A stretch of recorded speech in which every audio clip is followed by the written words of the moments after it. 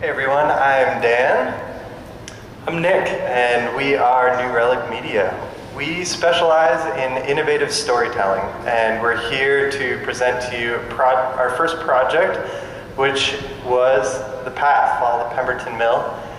It was sponsored by the city of Lawrence. They had a grant to create a history trail, and they tasked me with the project of creating interpretive signage that would be installed at different locations, and then online material associated with each sign. So, came up with inspiration for the logo and the theme of working people from the city seal. As you see on the top of the seal, there is a worker bee and a skein of wool below them, and that became our logo and inspiration for the shape of the signs. There are 4 signs installed in this first phase. This is considered the beta project, a kind of proof of concept. So we have 3 one-sided signs. It's the one at the Pemberton Mill, and then a kiosk version, a 4-sided version. This is a modular system that can expand and contract depending on the needs of the wayfinding and interpretive elements.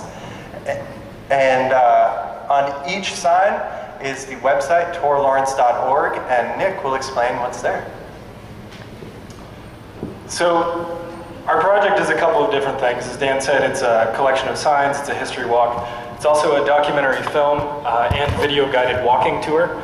If you go to tourlawrence.org with your smartphone, it's a simple website where you can queue up 7 different videos that guide you from place to place, telling you about what happened at that place in the part of our narrative that takes place there. The story that we tell is about the collapse of the Pemberton Mill in 1860, which at the time was the greatest industrial disaster that had ever occurred. It was worldwide news. We have newspaper clippings from around the world talking about it. We found it particularly interesting because obviously it took place in our city. It's also a story that is not really widely known in the city of Lawrence at the moment. It's not as popular to talk about it as the Bread and Roses strike is, for instance. And so through the story, we wanted to kind of increase awareness for people in the city about what the mill buildings mean for them as immigrants in the city, in a city that's built specifically for immigrants. What else? I'm really good at public speaking. I'm also good at forgetting lyrics when I perform in public. So basically the story, the Pemberton Mill, 1860, the entire building with 600 workers inside completely collapsed in under a minute. So obviously it's a horrible disaster. It's also right before the Civil War, so it's wiped out of the news pretty quickly, forgotten pretty quickly. It didn't really affect building codes, for instance, as well as it should have. So workers' rights and all of those related things weren't improved as quickly as they could have been. So we're going to show a little clip of the video. We used 3D SketchUp to show you where you are in the story. We interviewed historians. We created a character to tell the narrative. Anyway, here you go. And this track in particular will show you how we kind of organized this content around this one shot, and it follows these 2 particular women who are working in the Pemberton, and all the historic information kind of hangs on to that personal narrative. So this track will show you what it was like to work in the mill at the time. I think it's 1 minute. 1 minute. Whenever I walk into a place like this, I'm always struck by the scale of the space. There it is, stretching down almost as far as you can see. I imagine it as it used to be, a factory floor like a beehive, filled with activity and workers. In the silence, I begin to feel what a girl like Catherine must have experienced. So you guys can watch this at home. You can get more material there. We're not here to sell you something or ask for your money. We just want to get this project out there and into the public, because we see this going in many different directions. We see a drastic expansion in Lawrence. We've already installed 1 more sign at Union Crossing. We have online content in the can, just need to put it up online.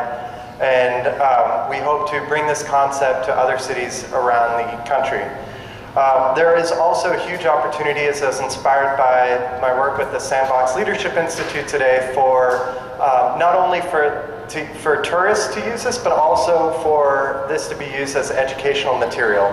I'm hoping to be working with teachers and students at Lawrence High and creating an online curriculum that we will post on iTunes, and then it will be available to anyone around the world. So this kind of content is a great way to get the story out about our local cities and to promote civic engagement and to increase the vibrancy of the cities. If we can do that, people will be more likely to visit, they'll be more likely to move here and invest in the city. And that's ultimately our goal. Questions? No questions? Yeah. You said that we could access this. Yeah, it's available for free. Yeah, it was funded through a public grant. At least this version was. So, yeah. Revenue model? And there's many ways it could go. People at South by Southwest were lamenting how interactive documentaries is kind of this new burgeoning field, and there's no specific business model, but the most promising is that this content is really perfect for major brands to kind of associate with. So that's really where we're looking, is for corporate sponsorship for the next round.